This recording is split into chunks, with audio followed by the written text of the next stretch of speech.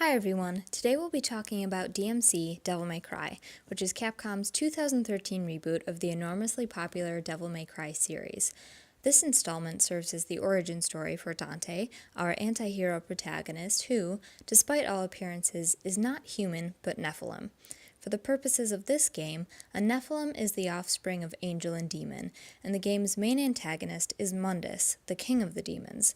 Mundus has enslaved humanity, unbeknownst to the humans themselves, and Dante, along with his brother Virgil and a human medium, Cat, must take down Mundus and free the clueless humans.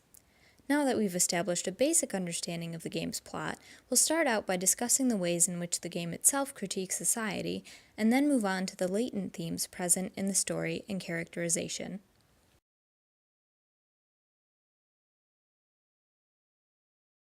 Devil May Cry does attempt to function as social commentary within the context of its own story in several ways, and the first important thing to note is the game's setting. Dante is continuously pulled back and forth between Limbo City, the fictional yet realistic and modern human world, and Limbo, a parallel demon plane. While the idea of a demonic parallel plane is obviously a fantasy element, Limbo City has a much more definite, realistic time and place than past Devil May Cry settings. There have always been recognizable elements in Devil May Cry games, but where before a player might encounter a gothic castle and a jungle in the same game, this game remains much more consistent in its portrayal of life as we know it. People drive normal cars on paved roads, they stop at traffic lights, they work in skyscrapers. The style of dress is also much more familiar. Dante has traded in his white hair, leather chaps, and bright red trench coat for short, dark hair, jeans, and a grungy tank top. This familiarity reinforces the notion that any conflicts within the game are meant to be our conflicts, revealing the game maker's lack of confidence in their audience's ability to extrapolate.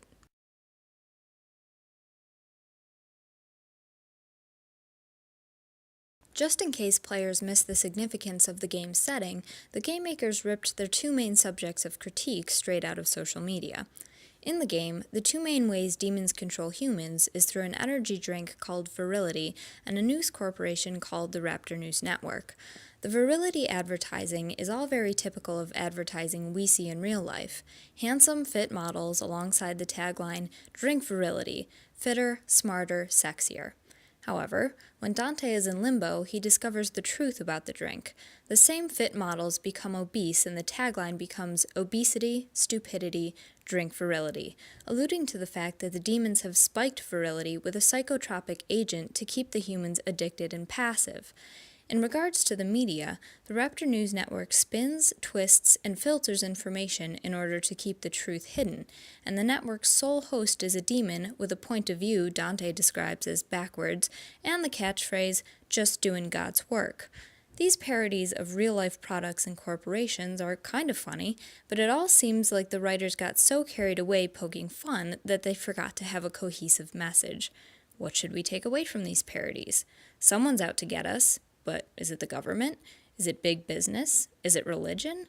Or are we supposed to believe that all of these organizations are working in concert to keep us addicted and uninformed? The game's message becomes clearer when we look at how morality is portrayed.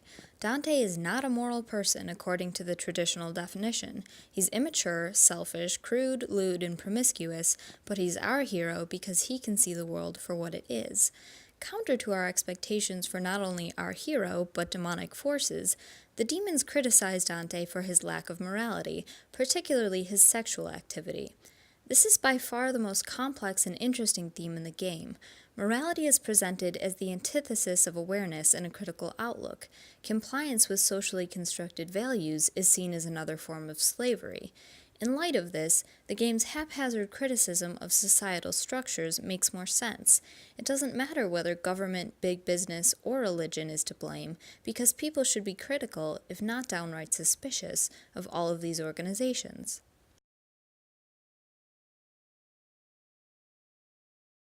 Where this game is most problematic, but also where it shows improvement from past Devil May Cry titles, is in its portrayal of women. There's more than one woman in this game, but for the sake of time, we'll focus on the one with the most substantial role, Cat. Cat fits so well into the mold of damsel in distress that it's obvious the game's defiance of social norms doesn't extend as far as its characters.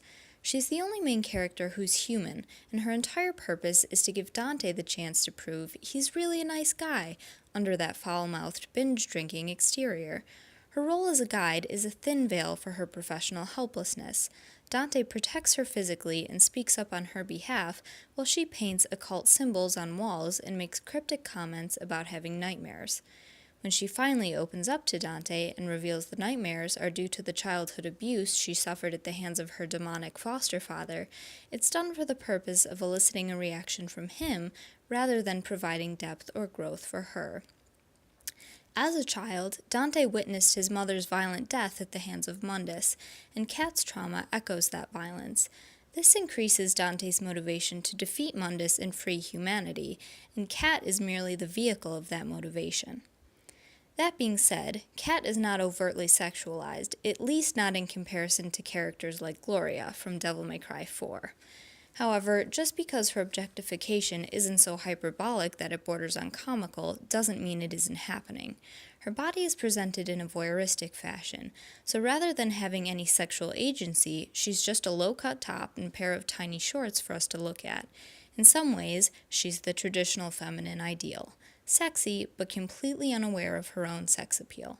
Dante, on the other hand, is very aware of his sex appeal, and makes sure everyone else is aware of it too. The entire opening sequence of the game is of him picking up 2 dancers from a club, and we're given evidence of not just his sexual agency, but sexual prowess in the form of scratches on his back and a flattering note left in lipstick the next morning. When Kat knocks on his door shortly afterward, he answers it completely and unabashedly naked. Until he finds out about Kat's past, he continually makes sexual jokes in front of or to her, which are always met with downcast eyes and embarrassed silence. So we can see that neither Dante nor Kat departs from a standard gender role or challenges the boundaries of their respective character tropes.